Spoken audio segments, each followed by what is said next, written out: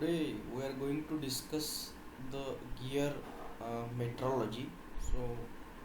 Measurements related to gears, especially spur gears. So, the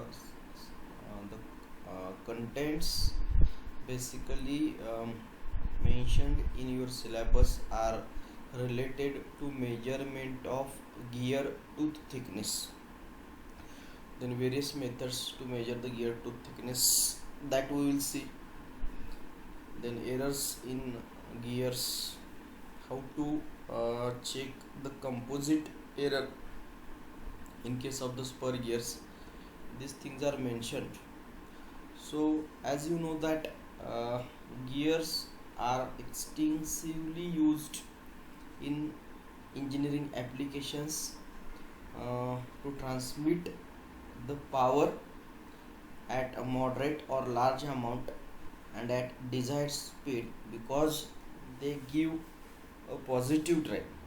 Okay, so some of the applications of gears include the converting one type of motion into another type of the motion, that is rotary to linear and linear to rotary, then rotary to rotary, that is then providing number of speed steps, stepping up or stepping down the speeds. So these are some of the applications of the gear. So it is extensively used for the power transmission.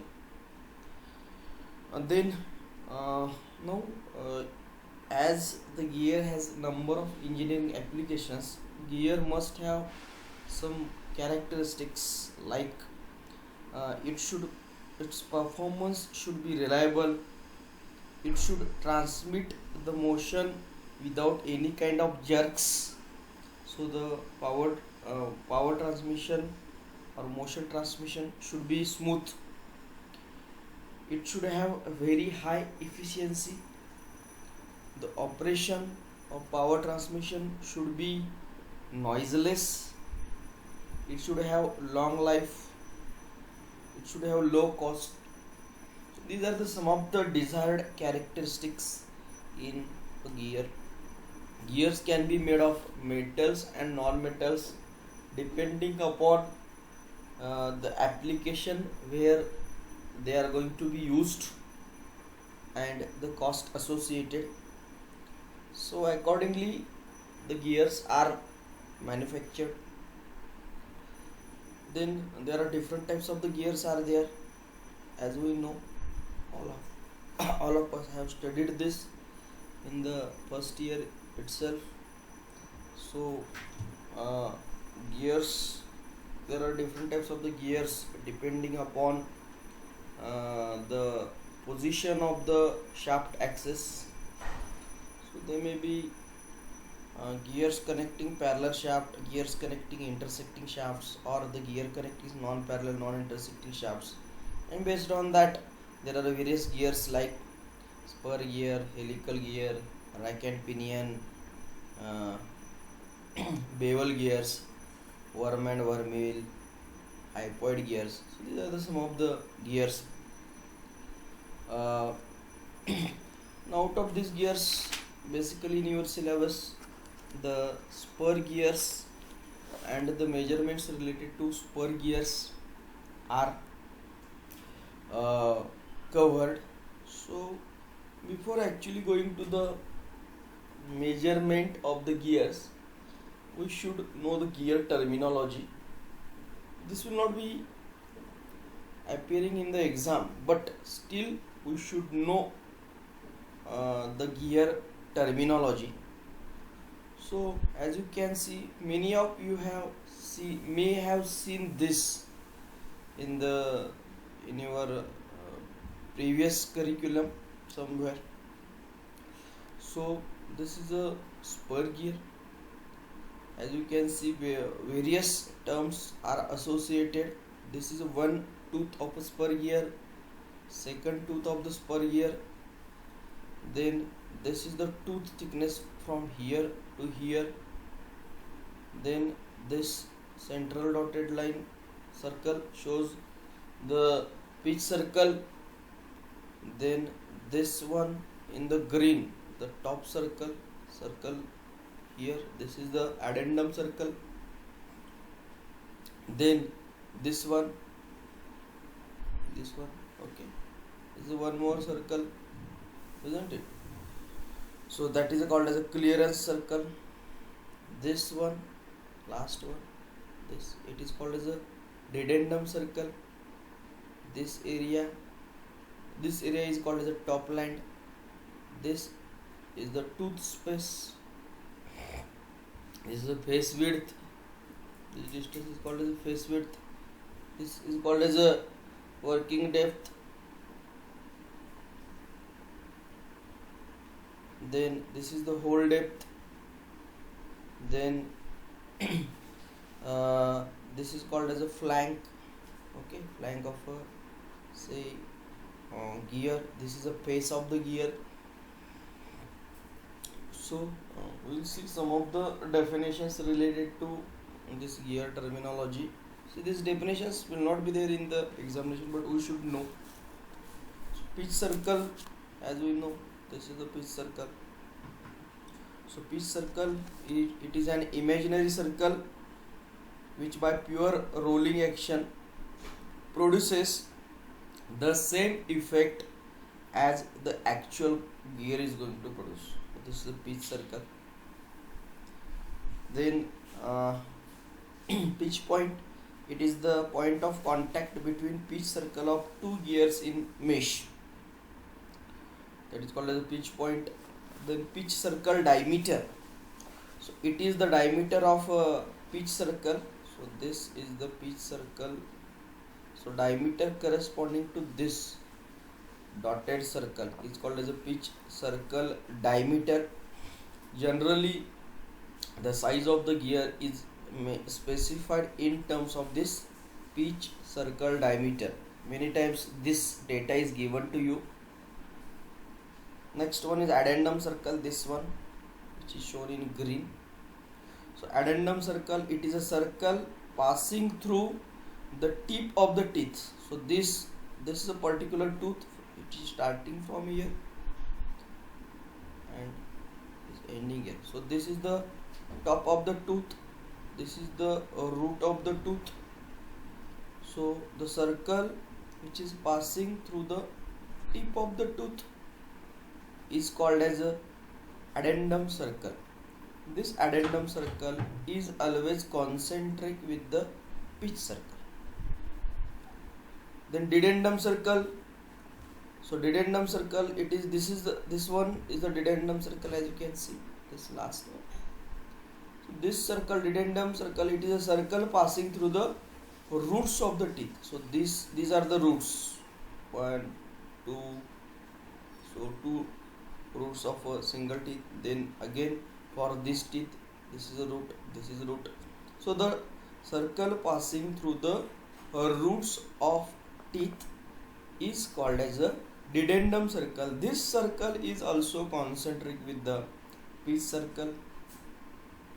Okay, so then next one is addendum. So this distance, as you can see, addendum is the distance between the addendum circle and the pitch circle. So this one, okay, addendum circle, distance between this pitch circle and addendum circle. Similarly, dedendum is nothing but it is the distance between the pitch surface and dedendum circle. So that is a dedendum. Then clearance. So you can see somewhere it is here. You can see this distance between this, say, clearance circle and dedendum circle is called as clearance. So it is the difference between the dedendum of one gear and the addendum of mating gear. So as you can see, this is the dedendum of this gear, and this circle corresponds to addendum circle of another gear which is going to be in contact with this particular gear, or which is the mating gear of this gear. Then work, this is the working depth, this is the hole depth, that is there. Then tooth thickness, this is the tooth thickness from here to here. So it is the thickness of the tooth at the pitch circle. This is very important, because this is the thing that you are going to calculate, you are going to find out using various expressions, various methods which are mentioned in your syllabus. There is an experiment related to this mentioned in your syllabus. So tooth thickness, it is the thickness of the tooth at the pitch circle. So see, always remember that the tooth is having this particular tooth is having involute profile. So this profile is called as a involute profile, this one. So if you try to measure the thickness of the tooth along the various points of the involute circle, so that is going to be different. So if you measure the tooth thickness here at the top, it is going to have some value. If you measure it somewhere here, again it is going to be different. If you measure at the pitch circle, it is going to be different. If you measure it at the root, it is going to be different. So the tooth thickness of an involute profile is different at different positions along the profile of a gear. So that's why generally the tooth thickness is measured at the pitch circle. Okay, so that thing is to be remember whenever you are going to measure this tooth thickness experimentally. You have to make sure that you are measuring the tooth thickness at the pitch circle only. That has to be ensured. Then face of the tooth, so this you can see this distance, sorry, this area, face of the tooth, it is the portion of the tooth above the pitch surface. So this is the pitch circle, so the portion above this one. So you can say the portion between this top land and this pitch surface. So this one is called as a face of the tooth, face of the tooth. Then flank of the tooth, so this one, flank of the tooth. So it is the portion of the tooth below the pitch surface. So this is the pitch surface, pitch circle, and this is the pitch surface.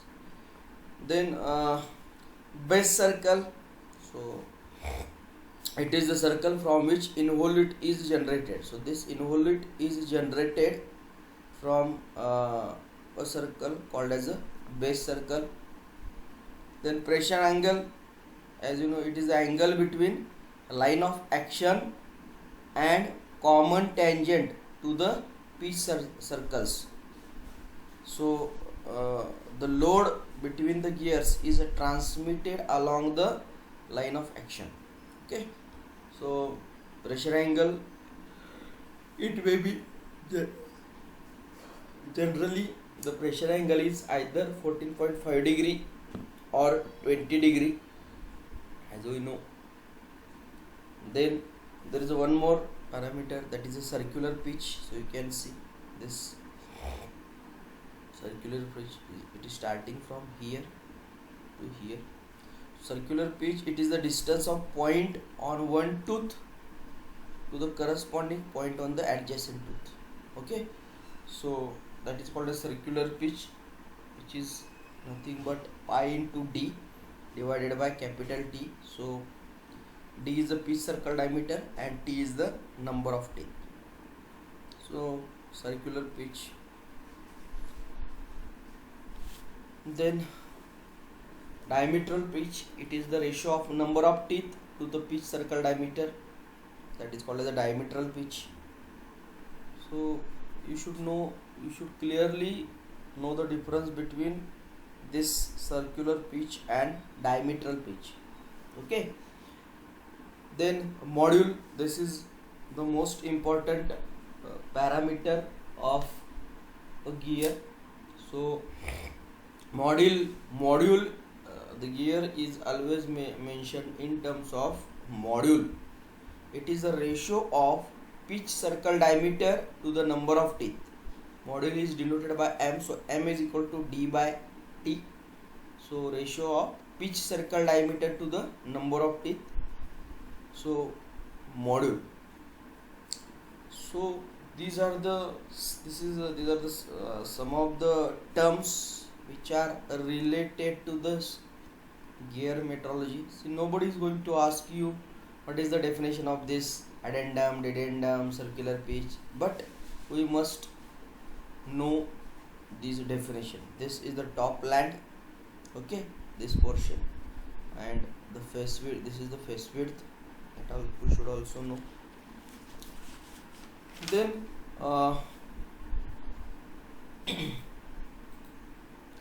these are the, again, whatever we discussed, that is written in this particular slide.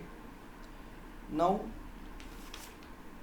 you may be asked, what kind of errors are observed in a manufactured gear? So similar to the errors in threads, errors in manufactured gears are expected. So errors in manufactured gears arise from either error in manufacturing process or error in the tools. Before actually discussing the types of the errors, we will discuss why these errors arise. Okay, now basically the gears are produced by two methods. That is a reproduction method, in which the gear teeth are produced by a formed cutter that reproduces the tooth space one space at a time. Now if this method is used, that is a reproduction method is used, the main sources of the errors in gears produced by this method are: first is the incorrect profile of the cutting tool. The cutting tool which you are using may not have the correct profile. Okay, so then second source of the error can be incorrect location of the tool relative to the blank. So you may not have positioned the tool correctly relative to blank, and error in indexing of the blank. Now you might have heard this word indexing. So automatically when one tooth is cut on the blank is the raw material. Before if you want to produce the gear, you should have the raw material in circular, in the round form. So when one tooth is cut, you have to that blank should get rotated. So that is called as the indexing of the gear. Then so there, in while the blank gets indexed, there may be error. So there is one more method, that is called as a generation method, and the teeth are formed or produced by a hob. Okay, so that the hob produces profile of several teeth simultaneously with constant relative motion between the blank and the hob. So hob is nothing but it is again a type of the tool.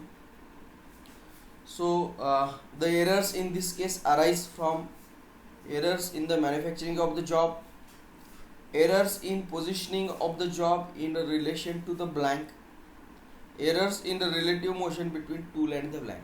So these are the types of the errors, sources of the errors. Now actually coming to the what kind of errors are there. Now we just see these are the sources of the errors. Now what kind of errors are observed in case of the gears? So first error is the profile error. Now we know that the gear must have some standard profiles are there, isn't it? You uh, you might have studied the various types of the profiles. The profile of the gear tooth can be an involute profile, or it can be cycloidal tooth profile. Many times involute profile is preferred. Okay, so the profile, if there is involute profile is desired, then it must be exactly involute, it should not be of any other kind. Okay, so there may be error in this profile. So profile error is nothing but it is the deviation of the actual profile from the designed profile or theoretical profile. Okay, so that may be the error. Second, error in pressure angle. So we know that we have just seen the definition of the pressure angle, and whatever load transmission takes place, that takes place along the as we just see the the pressure load or pressure between the gears is transmitted along the line of the action, isn't it? So during generation of these gears, if the relative velocity is not correct, relative velocity means the velocity between the tool and the workpiece or blank, so that velocity, relative velocity between these two components has to be correct. So if that is not correct, the base diameter produced will not be correct, which leads to error in the pressure angle.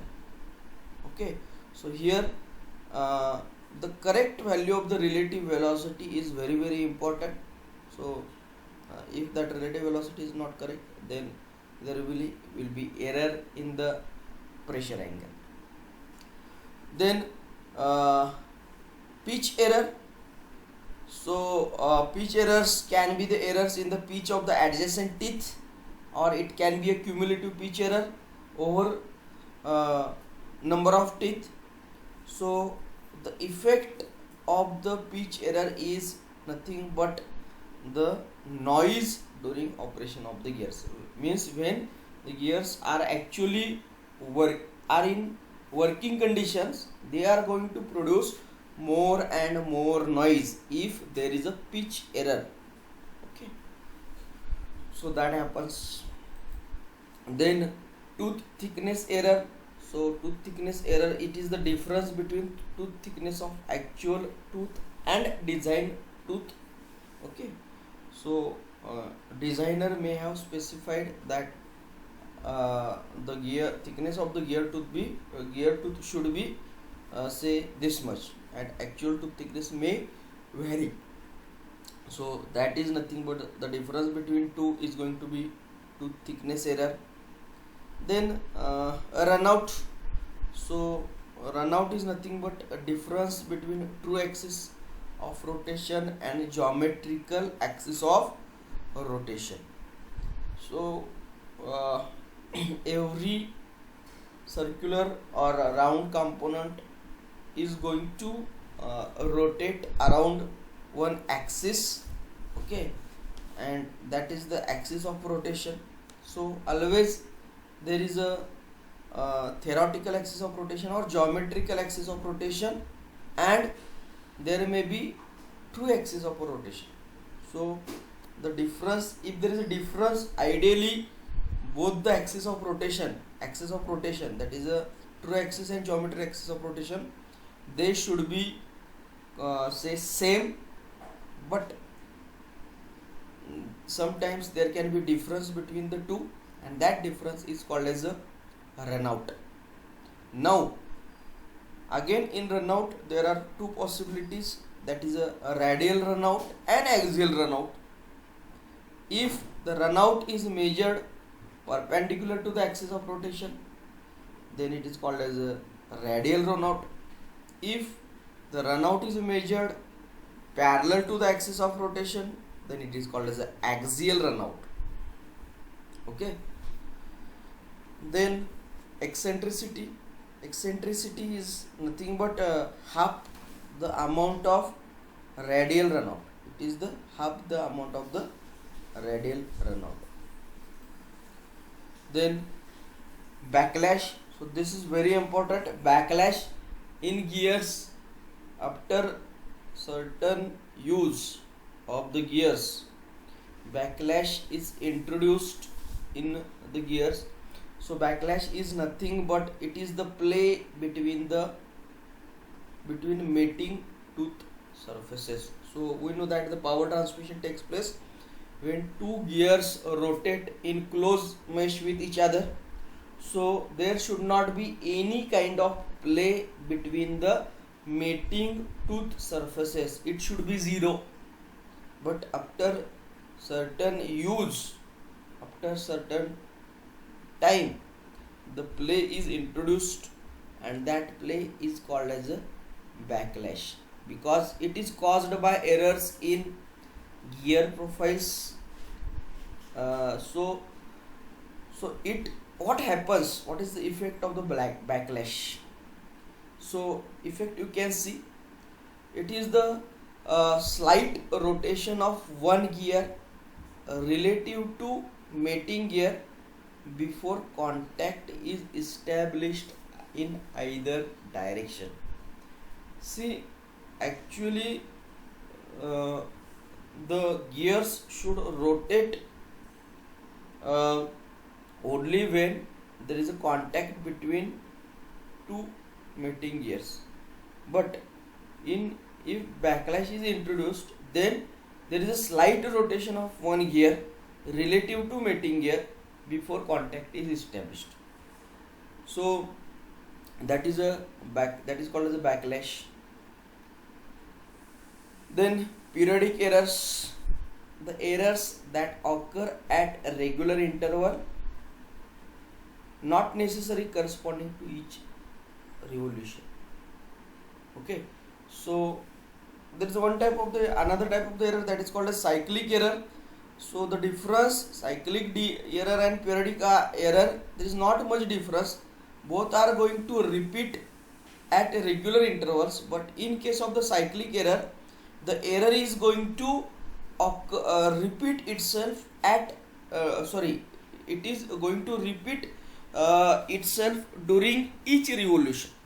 Whereas in case of the periodic error, the error is going to repeat at a regular interval, but not necessarily it should happen corresponding to each revolution.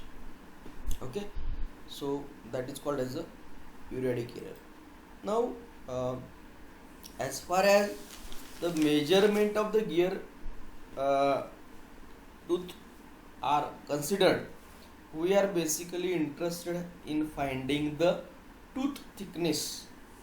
So as you can see, one spur gear is shown, and this W, that is width or thickness of tooth is measured. So we are going to see this in detail, because we have to derive the expression for this W, that is width or tooth thickness, and we have to find out the value of D also, because we just discussed that the tooth thickness has to be measured at the pitch circle only.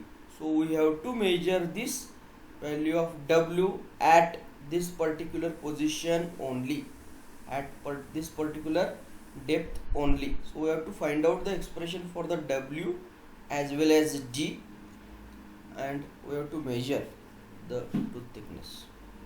Okay, so we are going to see this in detail. Then there is one more method, that is a constant chord method.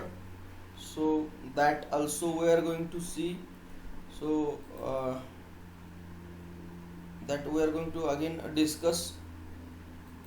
Then there is this is the instrument which is used to measure the gear tooth thickness. So that instrument is called as a gear tooth vernier caliper, GTVC. So as you can see, this is the, if you see this instrument carefully, in this instrument this is again a vernier caliper which we have already discussed. So this GTVC, that is gear tooth vernier caliper, is the extension of a regular vernier caliper. Regular vernier caliper is up to this only. This portion is there. This vertical portion is not included in the regular vernier. This one and this flap is not there. So this is added portion. This flap and this vertical portion is added, and it becomes a gear tooth vernier caliper.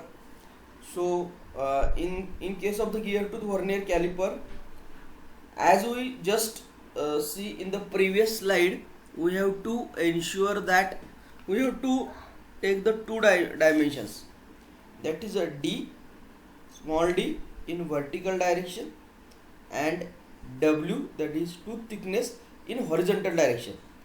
So if you want to measure the tooth thickness, we want the instrument in which both these dimensions can be set simultaneously.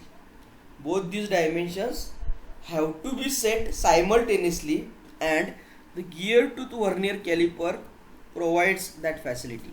So in case of the gear tooth vernier caliper, two scales are there. This is the horizontal scale which measures the W, that is the width of this width can be measured using this horizontal scale, and this vertical scale, this vertical scale measure the depth, that is from here to here. This depth is measured by this vertical scale, and width, this one in horizontal direction, is measured by this horizontal scale. Okay, so you are going to perform this experiment, that is measurement of the gear tooth thickness using gear tooth vernier caliper. So that is going to be measured by you people during the lab practice.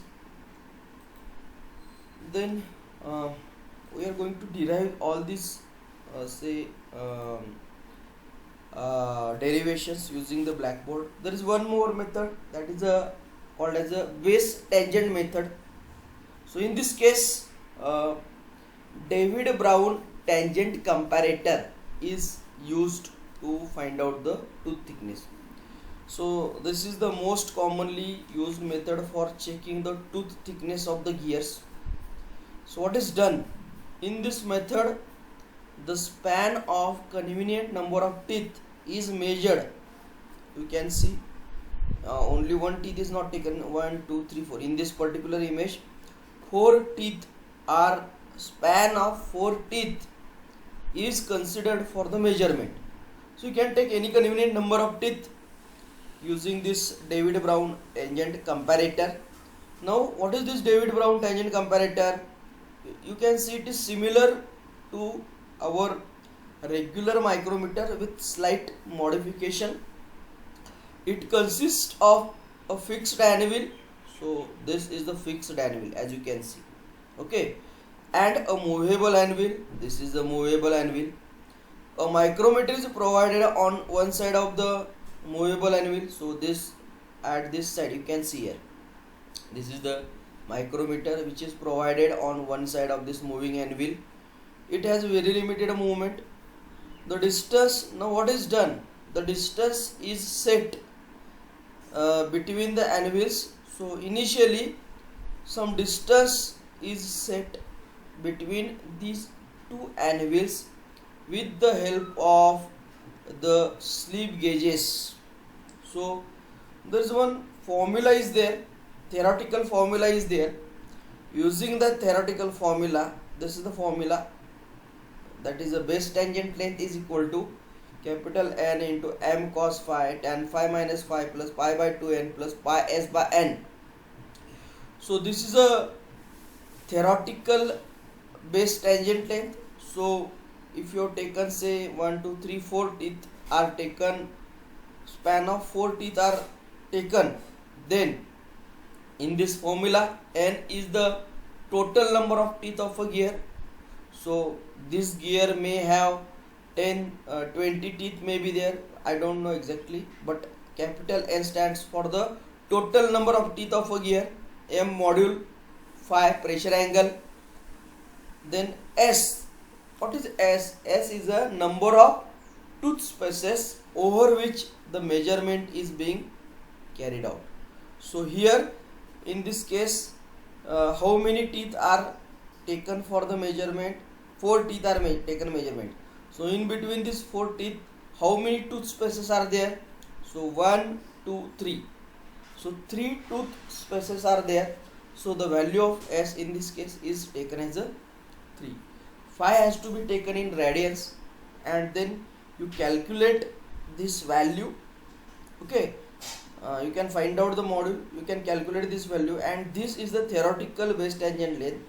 This theoretical value of this base tangent length you have to set using the slip gauges. So initially the distance between moving anvil and fixed anvil is equal to this length, and this length is set using the slip gauges. We know that the slip gauges are the standard end standards. They are used as a end standards, or they are used as a reference.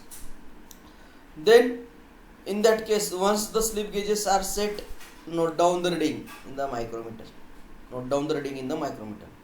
After that, you remove the slip gauges and put the gear under test. Okay, you have to hold the gear under test like this, and again you have to take the readings. You have to hold this gear in such a way that these faces touch the gear in tangential position, and in that case, in the second position, you note down the reading. That is a reading number 2. So difference between previous reading and this reading is nothing but the error in the base tangent length. Again, we are going to see the detailed derivation of this also, that we can see. So these are some of the methods of finding out the tooth thickness of a gear. Then how to check the composite error in a gear. So many times it is difficult to check the each and every parameter of a gear. So it is better to check the gears from composite error point of view. Composite error means it is the combination of all types of the errors in a gear, and we can check the composite error using gear rolling tester. So the effect of the gear roll, this composite error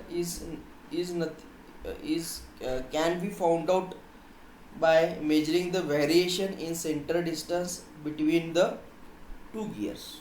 Okay, so this is widely accepted method of checking the composite errors in say in the gears. So here what is done, so initially you can see the setup is like this. Is a gear rolling tester. The setup is like this. What is done, that I will say that basic operation or basic philosophy is, you can see a one master gear is shown. Okay, and this is the gear under test. So as you can see in this gear testers, I will show you one more minute. As you can see, one master gear is there. So the tester involves what is the principle of working? It involves revolving a spring loaded master gear. So this is the master gear, and this master gear is a spring loaded. This is a spring loaded master gear. It is revolved in close mesh with the gear to be tested. So this is the this is, suppose this is the gear to be tested, its composite error we want to find out. So this gear and master gear both are revolved in close mesh with each other. The pressure between the gears is maintained with the help of a calibrated spring. Okay, so the pressure between the two gears is maintained using the calibrated spring. Okay, then the standard gear or the master gear, this is the master gear or standard gear, it is mounted on adjustable fixed vertical spindle. So this gear, master gear, is mounted on a fixed vertical spindle, and that vertical spindle is it is mounted on an adjustable carriage. So this can move, this master gear can move in this direction also. Okay, but its spindle is fixed. The position of the master gear can be adjusted, so we can adjust the position of the master gear to carry out or to enable a wide range of gear diameters to be accommodated. So we can, if we are able to change the position of this master gear, we can check various sizes of the gears. That's why we that provision is made. Now what will happen, as the gears are rotated, any movement of the sliding carriage, okay, any movement of the, see this is a spring loaded carriage is there, so any movement of the sliding carriage due to variation in center distance is indicated by the dial gauge.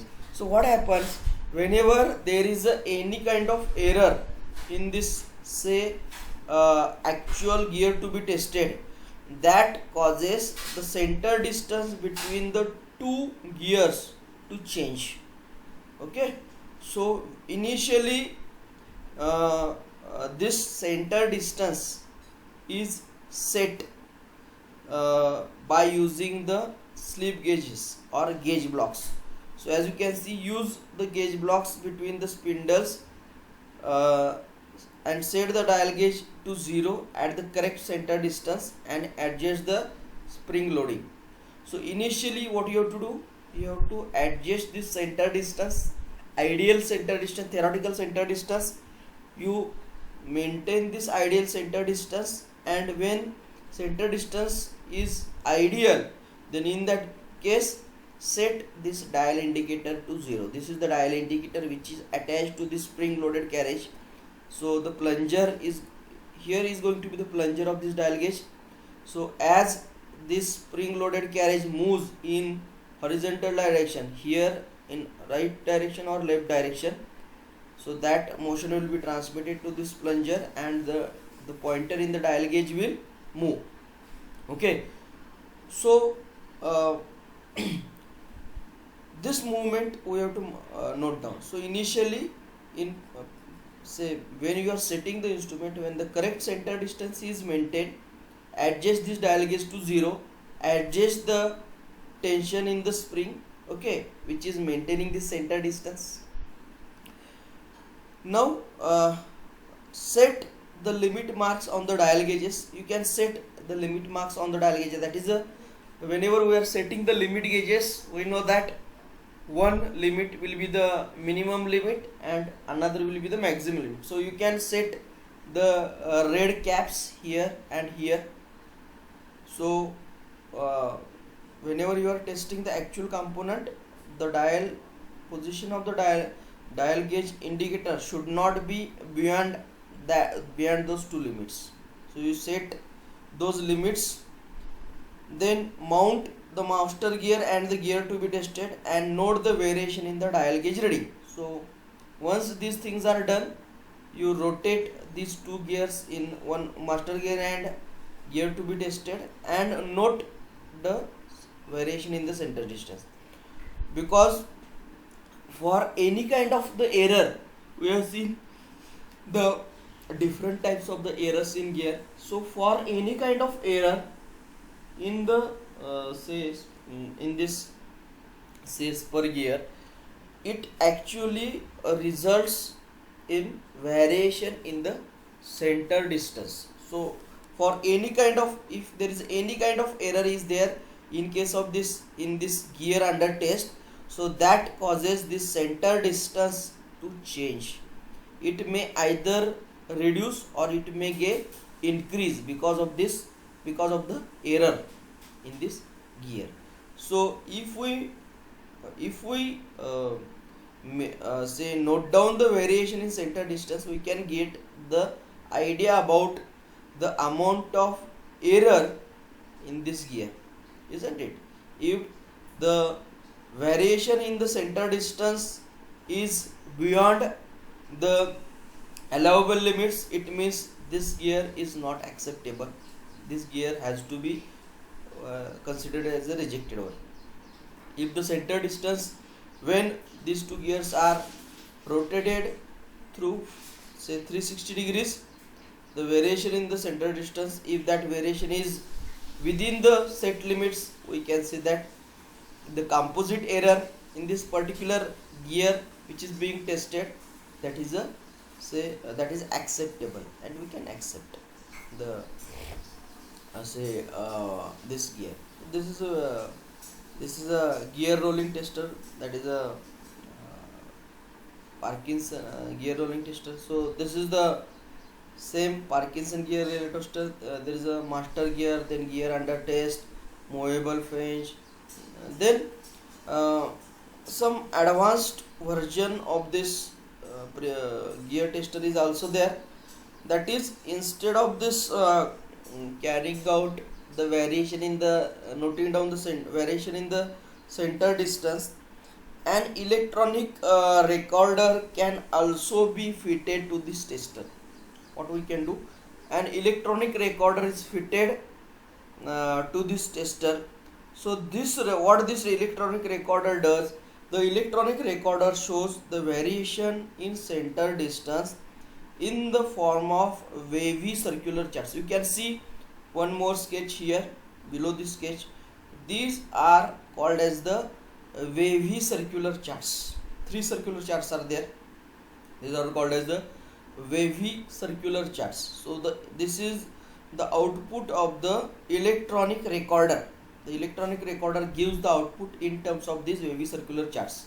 So in each case, suppose this is sketch number 1, let it be sketch 2, let it be sketch 3. In each sketch there are two figures are there. So one outer circle is there. In each case, that is a perfectly circle, that geometry is a perfect circle. So that is nothing but the wavy circular chart of the master gear. This is the master gear. So this outer circle shows which is perfect. So that is the wavy circular chart of the master gear. Whereas the inside geometry, this one or this one, these are the wavy circular chart of the gear under test. You can see this is the gear under test. So these three figures, 1, 2 and 3, these are the wavy circular chart of the charts of the gear under test. So as you can see the clear difference, you can see for figure number 1, this is ideal figure. Both the circles are perfectly concentric, means both the gears are perfect. There is no error in this gear under test. In the second case, it is called as a fully satisfactory wavy circular charts. Then moderate circular charts means, you can see outside circle is a perfect circle which corresponds to master gear, but inside geometry it is not a perfect circle, but this geometry in this geometry there are certain deviations from perfect circular shape. That's why it is called as a moderate satisfactory. Okay. Then third one is totally unsatisfactory. You can see there is huge difference between circular shape and this particular shape. Okay, so there is a huge difference between the perfect circle and this shape. That's why it is called as a unsatisfactory. So just by looking at these charts, one can interpret the amount of error in the gear to be tested. So this is called as a Parkinson gear test. So this is widely accepted method of checking the gears. The accuracy of these testers is in the order of plus minus 1 micron, 0.001 mm. So this much amount of the accuracy can be maintained. Same types of the testers. So this is for the spur gears. Same types of the testers are also available for the other gears like helical gears, worm and worm wheel, bevel gears. So these are the methods to check. This is the method to check the composite error. Remember that many times this question is asked at the time of the oral, at the time of the example. That is explain the Parkinson gear tester. So so today we have seen the gear metrology. Now we will say stop here, and in the next lecture we are going to discuss the profile projector, toolmaker's microscope, and the surface roughness, the measurements related to surface roughness. That will be covered in the next lecture. So we'll stop here and we'll continue in the next lecture.